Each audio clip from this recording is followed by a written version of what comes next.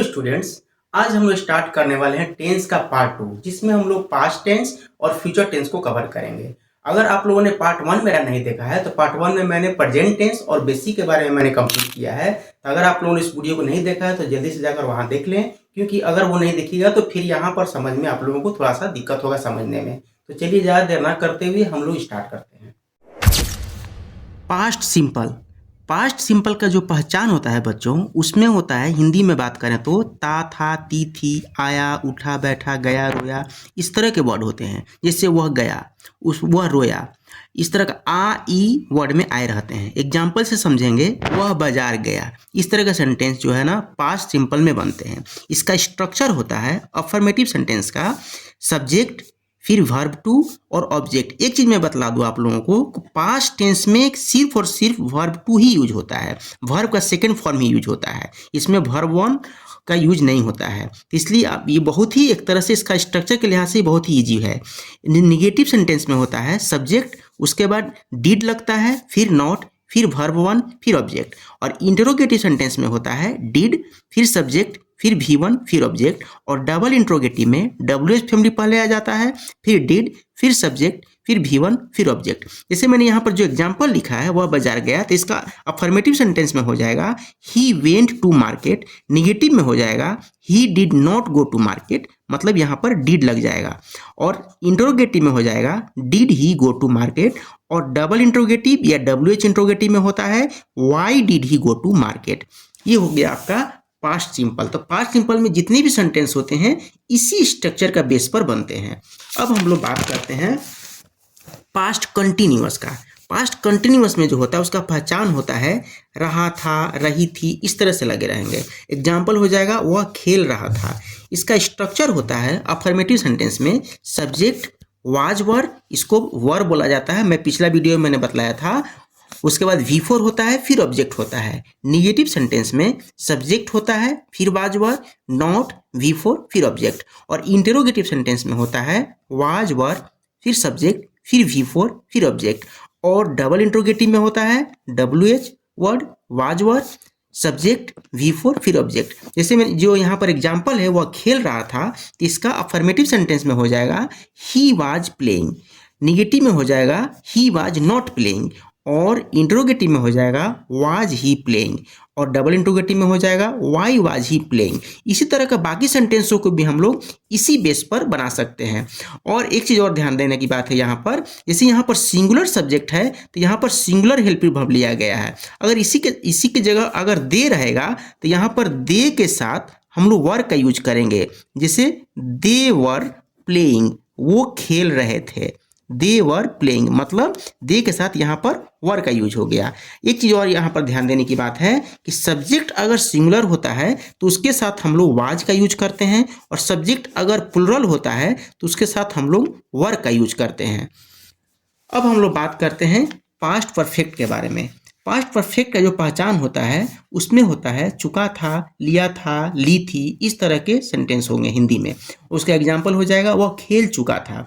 एक चीज़ मैं आप लोगों को और मैं खास चीज़ बतला दूं कि पास्ट परफेक्ट जो होता है एक्चुअली ये सिंगल क्लॉज के लिए यूज नहीं होता है। जब भी पास्ट में कोई दो काम हुआ रहता है उसके लिए हम लोग पास्ट परफेक्ट का यूज करते हैं। जैसे मैं एग्जांपल बतलाऊं कि मैं जब बाजार गया था तो मुझे वहां पर पता चला कि मैंने अपना पर्स घर पर ही भूल गया था।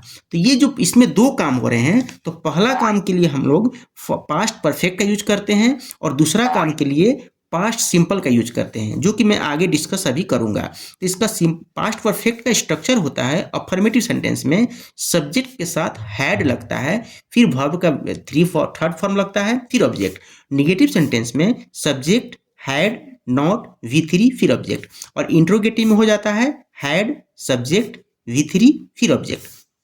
और डबल इंट्रोगेटिव में होता है WH family, had, subject, V3, फिर ऑब्जेक्ट। जैसे ही वह खेल चुका था तो इसका हो जाएगा ही हैड प्लेड। यहाँ पर देखिए दो ठो क्लॉज अगर हो, दो क्लॉज मतलब क्या होता है, मैंने इसका वीडियो पहले मैं बना चुका हूँ, प्लेलिस्ट में आप देख सकते हैं। ये सेंटेंस का ही पार्ट होता है, बड़े सेंटेंस का पार्ट को क्लॉज बोलते हैं। तो अगर दो क्लॉज पास्ट में हो तो उसके लिए हम लोग इस स्ट्रक्चर का यूज करते हैं। मतलब अगर पास्ट में अगर दो काम हुआ है तो पहला काम के लिए हम लोग पास्ट परफेक्ट वाला जो स्ट्रक्चर होता है उसका हम लोग यूज करते हैं, सब्जेक्ट हैड V3 फिर ऑब्जेक्ट। और दूसरा जो काम हुआ है उसके लिए हम लोग पास्ट सिंपल का स्ट्रक्चर का यूज करते हैं, सब्जेक्ट V2 फिर ऑब्जेक्ट। जैसे मैं बोलूं कि मेरे स्टेशन पहुंचने से पहले ट्रेन जा चुकी थी। अब यहाँ पर दो काम हो रहा है, एक ट्रेन का जाना और मेरे स्टेशन पहुंचने का। तो स्टेशन पहुंचने से पहले जो ट्रेन जा चुकी थी वो पहले काम हुआ था, तो उसके लिए सेंटेंस बनेगा, जो ट्रेन जा चुकी थी वो पास्ट परफेक्ट में बनेगा, the train had departed before I reached station. तो इसी तरह से एक यहाँ पर दूसरा मैंने एग्जांपल लिया हुआ है कि रोहित के आने से पहले मैं खाना खा चुका था। तो देखिए स्टूडेंट्स, यहाँ देखिए, यहाँ पर खाना खा चुका था ये पहले काम हुआ है, तो उस पहले काम के लिए पास्ट परफेक्ट का यूज हुआ है जो कि है आई हैड ईटेन फूड, और पहले का इंग्लिश बिफोर होता है तो बिफोर रोहित केम। ये आपका अगर पास्ट में दो काम हुआ है तो उसका स्ट्रक्चर इस तरह से होता है और सेंटेंस इस तरह से बनते हैं। अब हम लोग शुरू करते हैं past perfect continuous. Past perfect continuous का पहचान होता है टाइम के साथ से रहा था, से रही थी लगा रहता है। जैसे एग्जाम्पल में है वह 2 घंटे से पढ़ा रही थी, तो इसका स्ट्रक्चर हो जाता है, देखिए पास्ट प्रेजेंट और फ्यूचर का जो स्ट्रक्चर होता है ना लगभग सब में सेम होता है, केवल हेल्पिंग वर्ब का डिफरेंस होता है। तो अगर आप पहला वीडियो देख चुके हैं तो आपको समझने में ज़्यादा देर नहीं लगेगी। अब यहाँ पर देखिए अफर्मेटिव सेंटेंस में है सब्जेक्ट हैड बीन, प्रेजेंट में था हैव बीन, हैव या हैज बीन था, इसमें केवल हैड बीन का यूज होता है, हर जगह हैड यूज होता है पास्ट टेंस में। तो सब्जेक्ट हैड बीन फिर V4 फिर object since for plus time. Negative में हो जाता है सब्जेक्ट हैड, उसके बाद नॉट लगता है, जब दो हेल्पिंग वर्ब होता है तो बीच में नॉट आता है, मैंने पिछला वीडियो में भी इसका जिक्र किया था। Subject had not been V4 फिर ऑब्जेक्ट फिर सिंस फॉर, यहाँ पर मैंने शॉर्ट फॉर्म में लिखा है सिंस फॉर, और इसके बाद टाइम है। इंट्रोगेटिव सेंटेंस में हो जाता है had subject been V4 object since for फिर टाइम, और डबल इंट्रोगेटिव में हो जाता है WH family subject been V4 object since for फिर टाइम। एग्जाम्पल में जैसे यहाँ पर है तो वह 2 घंटे से पढ़ा रही थी, तो इसका एग्जाम्पल हो जाएगा सी हैड बीन, सी देखिए she had been teaching for 2 hours. इसी तरह से निगेटिव में हम लोग बना सकते हैं she had not been teaching for 2 hours. Interrogative में हो जाएगा had she been teaching for 2 hours according to their structure. और उसके बाद यहाँ पर देखिए सिंस का जो यूज होता है स्टार्टिंग पॉइंट ऑफ टाइम, जब कोई समय कोई टाइम स्टार्ट हो रहा है, जैसे 2 बजे से, अगर वहाँ पर टाइम फिक्स है 2 बजे से, तो उसके लिए हम लोग सिंस का यूज करते हैं। सोमवार से, मंगलवार से या जनवरी से या 2006 से, ये स्टार्टिंग पॉइंट ऑफ टाइम है, उसके लिए हम लोग सिंस का यूज करते हैं। और जब ड्यूरेशन हो, ड्यूरेशन केवल मतलब टाइम का ड्यूरेशन हो, तो वहाँ पर हम लोग फॉर का यूज करते हैं, जैसे 2 दिन से, 5 महीना से, 10 साल से, 4 घंटा से। ये इसमें फिक्स नहीं कि कौन सा 4 घंटा कौन सा 2 दिन, तो उसमें हम लोग फॉर का यूज करते हैं। अब ये पास्ट टेंस आपका कंप्लीट हो गया। अब हम लोग स्टार्ट करते हैं फ्यूचर सिंपल। फ्यूचर सिंपल में देखिए पहचान होता है गा गे गी, जैसे वह जाएगा, वह रोएगा, वह खेलेगा, इस तरह के सेंटेंस को हम लोग फ्यूचर सिंपल में यूज करते हैं।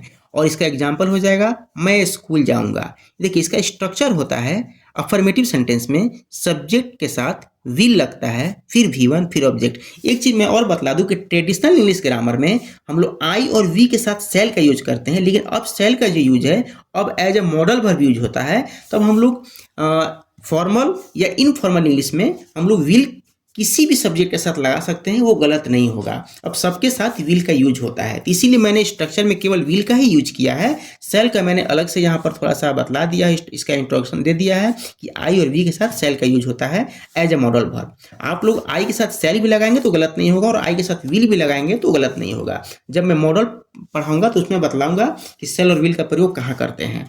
अफर्मेटिव में subject plus will plus V1 plus object होता है। निगेटिव में सब्जेक्ट विल नॉट V1 फिर ऑब्जेक्ट होता है। और इंट्रोगेटिव में पहले विल आ जाएगा, फिर सब्जेक्ट, फिर V1 फिर ऑब्जेक्ट। और डबल इंट्रोगेटिव में WH family will subject V1 फिर ऑब्जेक्ट। जैसे एग्जांपल है मैं स्कूल जाऊंगा, तो इसका हो जाएगा I will go to school. Negative में हो जाएगा I will not go to school. And interrogative में हो जाएगा will I go to school. And double interrogative में why will I go to school. यहाँ पर मैंने WH लिख दिया है, ये why will I go to school हो जाएगा, मैं स्कूल क्यों जाऊंगा। अब हम लोग बढ़ते हैं फ्यूचर कंटिन्यूअस की तरफ।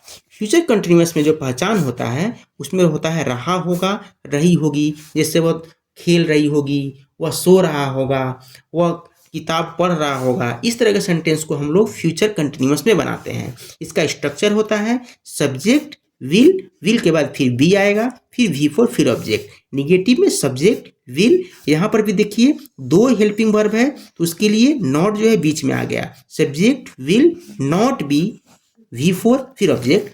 और इंट्रोगेटिव में हो जाएगा विल सब्जेक्ट बी V4 फिर ऑब्जेक्ट। और डबल इंट्रोगेटिव में हो जाएगा WH family will subject be V4 फिर ऑब्जेक्ट। अब वह खेल रहा होगा तो अफर्मेटिव में हो जाएगा ही। यहाँ पर एग्जाम्पल जो है वह खेल रहा होगा तो इसका अफर्मेटिव सेंटेंस में हो जाएगा he will be playing. Negative में हो जाएगा he will not be playing. और इंट्रोगेटिव सेंटेंस में हो जाएगा विल ही बी प्लेइंग। और डबल इंट्रोगेटिव में हो जाएगा why will he be playing. इस तरह के सेंटेंस को हम लोग फ्यूचर कंटिन्यूअस में इस तरह से बनाते हैं। अब हम लोग आते हैं फ्यूचर परफेक्ट कंटिन्यूअस के बारे में पढ़ेंगे। पहचान इसका होता है टाइम के साथ से रहा होगा। इस एग्जाम्पल में है राम 3 घंटे से खेल रहा होगा। अब इसका स्ट्रक्चर होता है अफर्मेटिव सेंटेंस में। देखिए यहाँ पर ए फॉर अफर्मेटिव मैंने शॉर्ट फॉर्म में लिखा हुआ है। तो सब्जेक्ट, उसके बाद विल, फिर हैव, फिर बीन, फिर V4 ऑब्जेक्ट, सीन्स फॉर, यहाँ पर S for since, A for है, फिर टाइम है।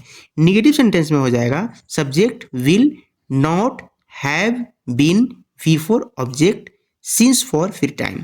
और इंट्रोगेटिव में हो जाएगा will subject have been V4 object, since for, फिर टाइम। और डबल इंट्रोगेटिव में हो जाएगा WH family will subject have been V4 फिर ऑब्जेक्ट, और उसके बाद सीन्स फॉर, फिर टाइम। अब एग्जाम्पल में देखिए और राम 3 घंटे से खेल रहा होगा तो इसका हो जाएगा Ram will have been playing for 3 hours. अब यहाँ पर ध्यान दीजिए 3 घंटे से जब बात हो रही है तो यहाँ पर मैंने फॉर का यूज किया है। अगर यही रहता कि 3 बजे से खेल रहा है तो उसके लिए हम लोग फिर सीन्स का यूज करते हैं, सीन्स फॉर 3 आवर्स। अब निगेटिव में हो जाएगा Ram will not have been playing for 3 hours. और इंट्रोगेटिव में हो जाएगा will Ram have been playing for 3 hours. And double interrogative में हो जाएगा why will Ram have been playing for 3 hours. तो मैं उम्मीद करता हूँ कि आप लोगों को ये सारे सेंटेंस जो है समझ में अच्छी तरह से आया होगा, क्योंकि मैंने जितने भी स्ट्रक्चर हैं मैंने स्टेप बाय स्टेप इसको मेंशन किया हुआ है और इसमें आप लोगों को कोई भी दिक्कत या परेशानी नहीं होनी चाहिए। और सारे जितने भी टाइप के सेंटेंस हैं उनके बारे में मैंने एक एक करके सबका मैंने यहाँ पर एग्जाम्पल लिखा हुआ है। अब यहाँ पर थोड़ा सा मैं पास्ट टेंस के बारे में थोड़ा सा जिक्र करना चाहूँगा कि पास्ट टेंस जो होता है, अगर पास्ट में कोई सिंगल क्लॉज है तो उस जो भी सिंगल क्लॉज है, जैसे मैं खा चुका था, मैंने देखिए मैंने पास्ट परफेक्ट में लिखा हुआ है कि चुका था। पास्ट परफेक्ट में मैंने यहाँ पर लिखा हुआ है कि चुका था, चुकी थी, ये पास्ट परफेक्ट का स्ट्रक्चर होता है। लेकिन अगर मैं बोलूँ कि मैं खा चुका था तो उस टाइप के सेंटेंस को हम लोग पास्ट सिंपल में बना सकते हैं, कोई गलत नहीं काट सकता है। क्योंकि इंग्लिश के रूल के अकॉर्डिंग अगर कोई सिंगल क्लॉज है, एक लाइन का क्लॉज है, तो उसमें उसको हम लोग पास्ट सिंपल में बना सकते हैं। पास्ट परफेक्ट का यूज हम तभी करते हैं जब पास्ट में 2 क्लॉज हो, मतलब 2 काम अगर हुआ हो तब हम लोग पास्ट परफेक्ट का यूज करते हैं। जैसे राम के आने से पहले उसके पिता दिल्ली जा चुके थे। अब उसके पिता दिल्ली जा चुके थे, ये पहले काम हुआ था। तो his father had gone to Delhi before Ram came, इस तरह सेंटेंस बनेगा। तो पास्ट परफेक्ट जब यूज होता है तो उसमें 2 क्लॉज होते हैं तभी यूज होता है। और पास्ट परफेक्ट, पास्ट कंटिन्यूअस जब यूज होता है तो उसमें भी एक तरह से डबल क्लॉज के लिए ही यूज होता है। जैसे मैं बोलूं कि जब मैं घर आया तो मेरा बच्चा खेल रहा था, मतलब कोई काम को इंटरप्ट करने के लिए, जब कोई काम हो रहा है पास्ट में और उसको इंटरप्ट किया गया, मतलब जब रोका गया, तब वहां पर पास्ट कंटिन्यूअस का हम लोग यूज करते हैं। When I came home my baby was playing, मैं जब घर आया तो वह खेल रहा था, मतलब उसके जब खेल रहा था तो मैं कोई काम हुआ तो वो काम हो रहा था ऑलरेडी। इस तरह से पास्ट जो होता है उसमें इस तरह के सेंटेंस को यूज किया जाता है। तो मैं उम्मीद करता हूँ कि आप लोगों को टेंस बहुत अच्छे से समझ में आ गया होगा। अगर आप लोगों को मेरा वीडियो पसंद आया तो उसको लाइक कीजिए, सब्सक्राइब कीजिए। धन्यवाद।